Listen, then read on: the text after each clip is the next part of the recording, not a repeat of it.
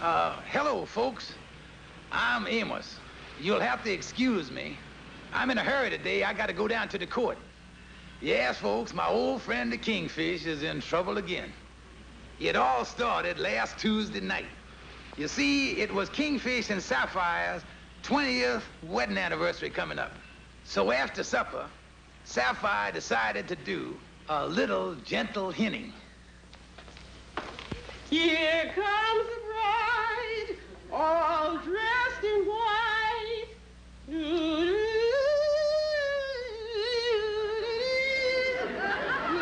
comes the bride. Honey, would you cut that out? The neighbors will think the cat fell in the washing machine again. What is it now? George, don't you know what day tomorrow is? Well, the day being Monday, taking a wild guess, I'd say tomorrow would be Tuesday. George, don't you remember what happened 20 years ago tomorrow? 20 years ago? Oh, yeah. That's the day they sunk the Maine. That's the day we was married. Well, I know there was something sunk. You is just the meanest man alive, George. Don't nothing ever mean nothing to you? George Stevens, you just ain't got no heart. But Sapphire, something must have happened to the old gal. She can't on there like Tallulah Bulkhead. Oh, my head. If these pills ain't doing your headache no good, maybe I ought to get you a phenol barber pole. Andy, I had a terrible night last night. Sapphire locked me out the bedroom. I had to sleep on the sofa. You did, huh? Andy, I's a heel. I done forgot every wedding anniversary we ever had. But I'm gonna make it up to her, Andy. This is our 20th wedding anniversary. I'm gonna show her that I got a heart. I'm gonna show her that the faith and the confidence that she put in me through all these years was really something. I'm gonna make it up to her, Andy, with a beautiful gift. You is, huh? Yeah, Andy. And this anniversary, I may even go as high as, $6. Oh, yeah. Lightning, where's there a good woman's store at around here? Well, now, there's the Bontown Variety Store down the street there. Oh, yeah.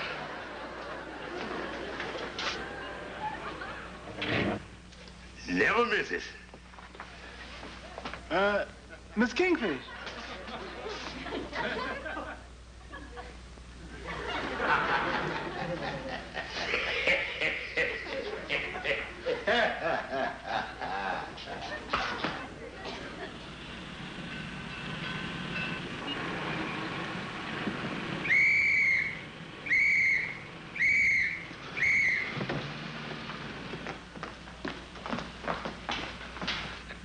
Spotted us. We're sitting ducks if we're caught here now. Where's the gun? In here. What'll we do? Out the back way.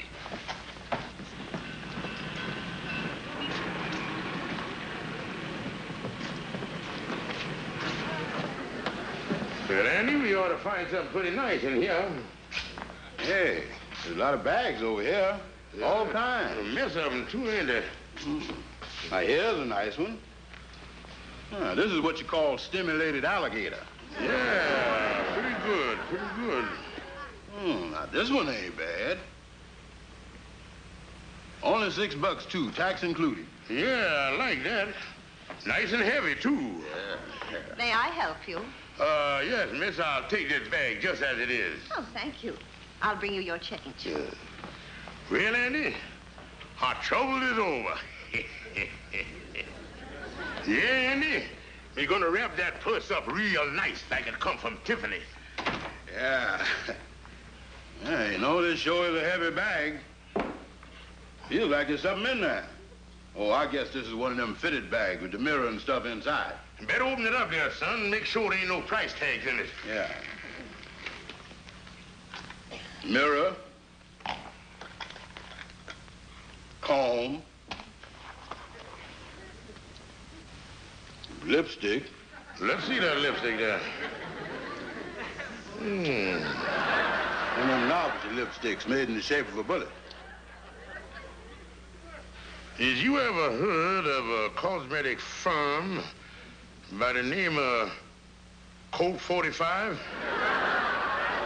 No.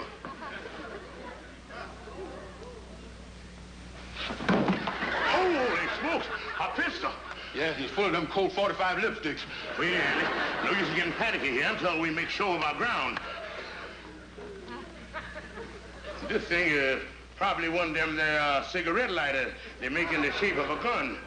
And they done put it in the purse there and added inducements. Oh, yeah, that's what it is. A cigarette lighter. Yeah, oh, yes. Sure, Andy. And in order to make the thing work, all you gotta do is press the trigger like this.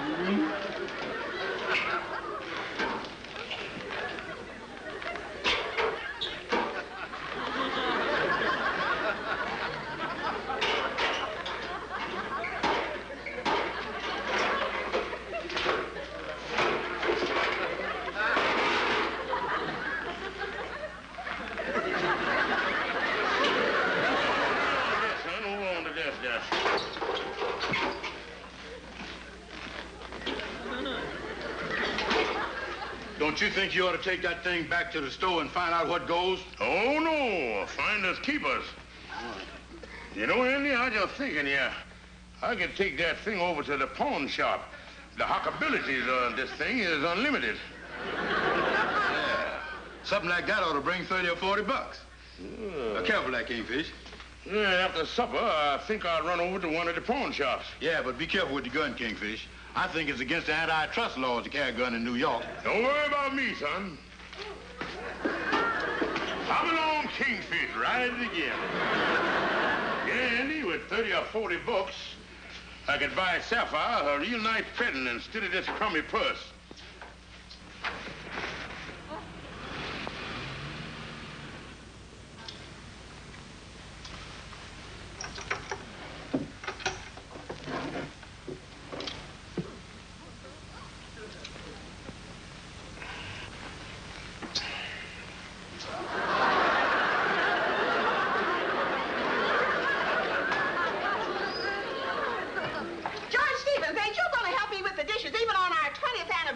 Look, honey, I gotta go out. It's about our anniversary. What do you mean it's about our anniversary? I can't tell you, but you're gonna see something tonight that's gonna make your eyes pop out.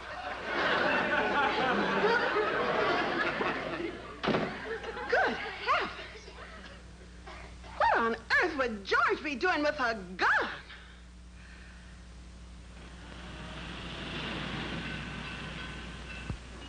I don't care what you say, Frank. I'm going to close up if you can't come over here. I'm not going to stay here alone. There's been too many robberies in the neighborhood lately to suit me. Why, just last night they tried to break into the Lamode dress shop. All right. I'll be right home.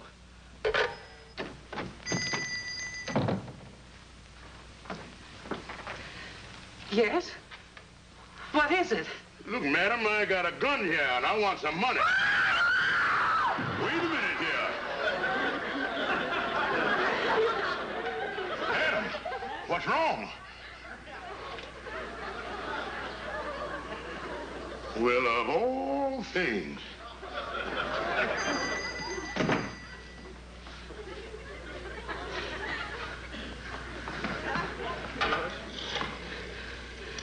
Operator! Operator! Somebody just tried to hold me up. Get the police! Quick! Quick!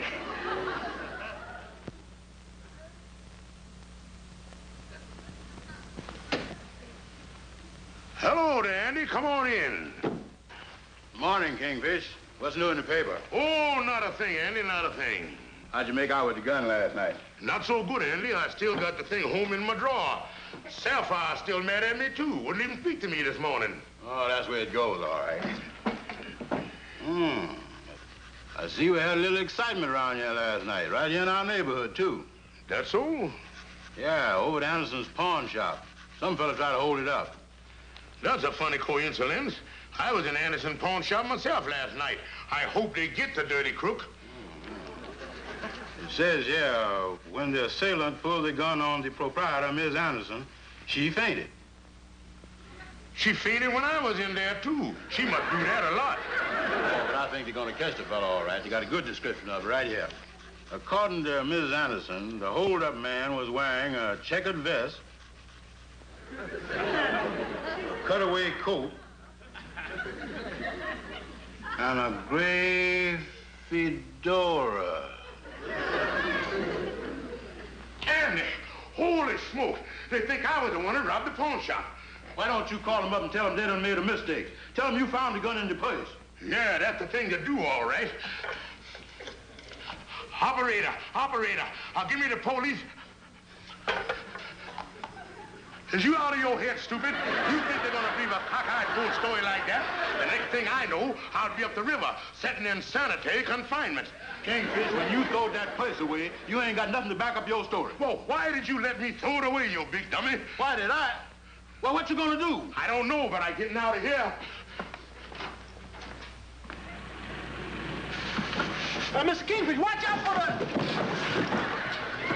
slippery steps. Oh. Is your head, Kingfish? No, never mind, Andy.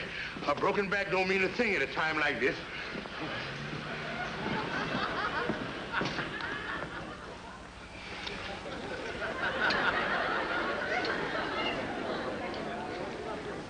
You better have another cup of coffee, Kingfish. You shaking something awful.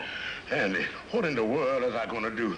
This is the worst thing that ever happened. Will you pass me the sugar, please? Thank you.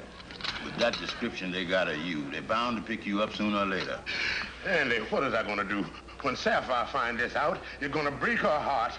Oh, why did this have to happen on our 20th anniversary? Will you pass the ketchup, please? Thank you. But, Andy, I know the first thing I got to do is change these clothes, then find some way to hide out. Can I get you another cup of coffee, Mrs. Anderson? No, thank you. What's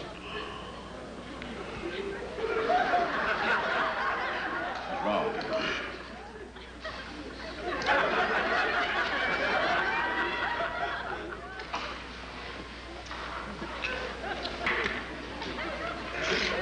Check, please.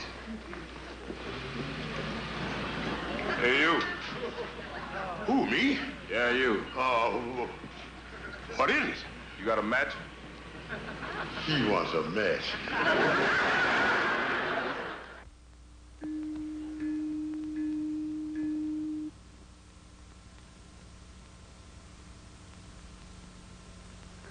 Oh, me. 4 o'clock. I ain't slept a wink all night. Oh, what is I gonna do? The police is after me. They'll never believe I is innocent. I'm gonna have to run away. Someplace where I can lose myself forever.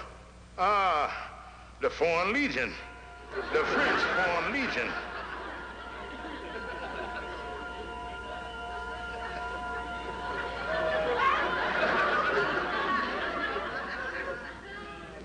Oh, no. I is allergic to camels. I could be a beachcomber.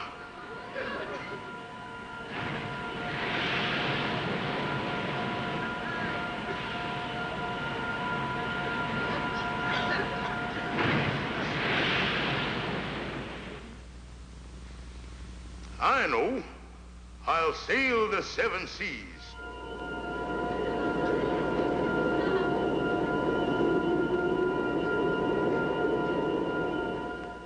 But I ain't got the money for the boat fare.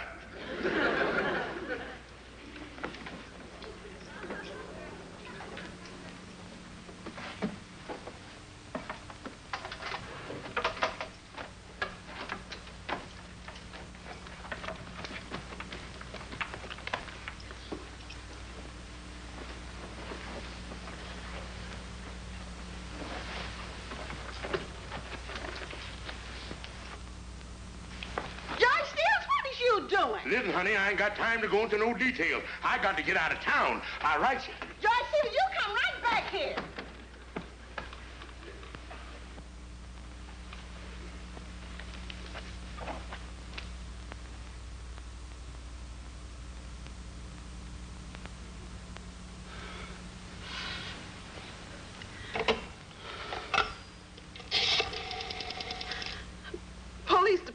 please.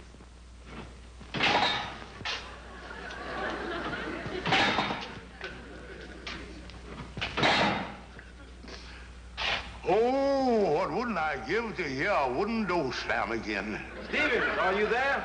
Yes, I ain't going nowhere. You got a visitor. A visitor? Oh, Sapphire, I knew you would come. I knew you wouldn't desert me. Oh, darling, darling. Where is you, darling? Here he is, darling. Oh, Calhoun. 5 minutes. Okay. Kingfish, this is a nasty robbery rap they done pinned on you. Calhoun, you got to get me out of here. I is innocent, completely innocent. Innocent? Well, now, that's liable to slow me down a little. I ain't never had a client that is innocent before. Calhoun, this is the worst mess I ever done been in. You were my lawyer. Yeah, things look bad. They got a lot of circumstantial evidence against you. But I is happy to tell you that I is getting you out of this mess. Calhoun, how you gonna do it? Never you mind. But when I put you on the stand tomorrow afternoon, we wins the case. I got everything in the bag. Kingfish, I got a foolproof scheme of how to get you out of this whole mess. When I makes my point, the judge is gonna throw the case right out of court. That's fine, Calhoun. That's fine. Okay. Hey, boy, come on, get me out of this thing. Calhoun, you're a great lawyer, Calhoun. Incidentally, I have arranged to have the opening of your trial delayed till tomorrow afternoon at 2 o'clock. As long as you're gonna be in here, you may as well get as many free meals as you can. See you later. Mama, I don't care how it comes out tomorrow. I'm leaving George for good. I knew he'd come to no good. I knew it the first time he come to the house. Didn't like his looks. I sat too close together. Well, it's all over and done with. I never want to see him nor speak to him again. I hope he gets the chair. Now, that is one potato I'd like to see French fried. Hear ye, Court of Special Sessions, State of New York, Part 12 is now convening. Case of the People versus George Stevens, attempted armed robbery. Judge Herbert L. Watkins presiding. Order, please. Is the district attorney's office ready? We're ready, Your Honor. Proceed. Your Honor, we intend to prove that on the 3rd day of this month, the defendant, George Stevens, entered Anderson's pawn shop with a loaded revolver. We will show it was a cold, calculated attempt to rob this defenseless woman. Will Mrs. Anderson please take the stand? Yes, sir. He pointed a gun at me and said, I want some money. And then, Mrs. Anderson, upon seeing the gun, you fainted, thus frightening the defendant who ran from your store? That's correct. Thank you. That'll be all. Mr. Brown, you've testified to the sterling character of Mr. Stevens. You've testified that you've known him for a long, long time. About how long would that be? Oh, 15 or 20 years. I see. Now, would you mind telling the court under just what circumstances you met the defendant? Well, about 18 years ago at a carnival. I reached in my pocket to get my wallet and shook hands with Mr. Stevens.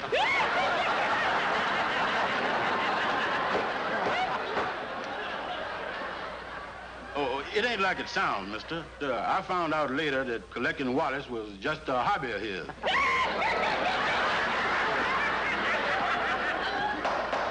Order, please. Continue, please. No further questions, Your Honor. Your witness, Counselor. Go ahead and question him, Calhoun. Ask him where I got the gun from. Now, wait a minute. I'm the lawyer here.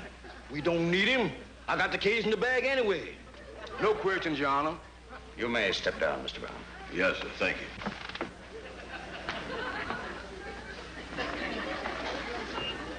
Your Honor, as counsel for the defense, I emphatically denies the accusations of the prosecutor. I intend to prove that my client entered Anderson's pawn shop for the most innocent of reasons, and that robbery was furthest from the mind of this innocent man. Your Honor, as my first witness, I would like to call to the stand the defendant, George Kingfish Stevens. Step up there, bud.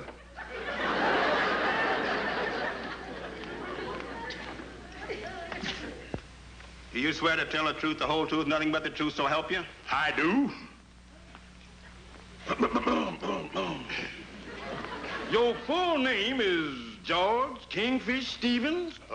It is. At this point, Your Honor, I would like to show that my client had no intentions of committing a holdup. And I intend to prove that point beyond the slightest shadow of a doubt. Your Honor, when my client went into that pawn shop, he went in there with a gun that could not possibly be fired under any circumstance whatsoever. And right here and now, I intend to offer conclusive proof to that statement. Your Honor, you can pull the trigger of this revolver as much as you please, and it will not...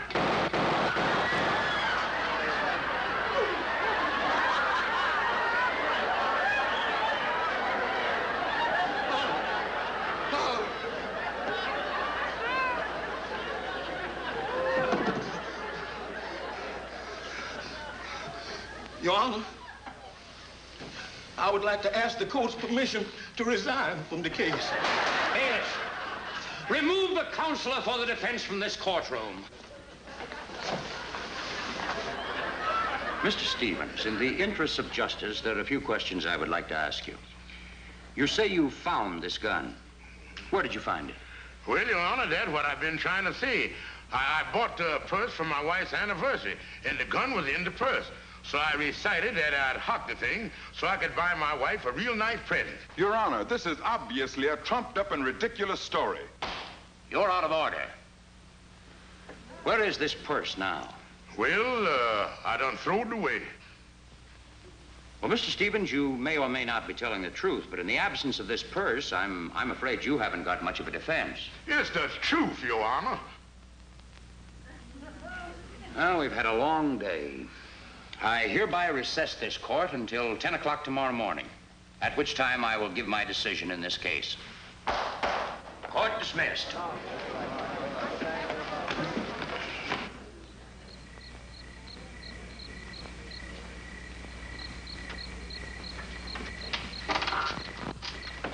Yeah, Amos. And then the judge said, in the absence of the purse, Mr. Stevens, I'm afraid you ain't got much of a defense. Yeah, I guess it don't look too good for the Kingfish. If he only hadn't thrown that fool purse away. But I can't help thinking that the Kingfish is innocent and heaven gonna take care of it. Well, I hope heaven do something fast. What'd you do that for? What did I do what? Conk me on the top of the head with your fist. And I didn't conk you on the head with my fist. Well, somebody done conk me, and there ain't nobody here but us two. Oh, don't be silly, Annie. It's only a figment of your imagination. Yeah, I guess that's right. Now you done it again. Cut it out. And I didn't do nothing. This is a fine time to be playing games when the Kingfish is about to go to jail just because he throwed away a purse. Holy smoke, a purse.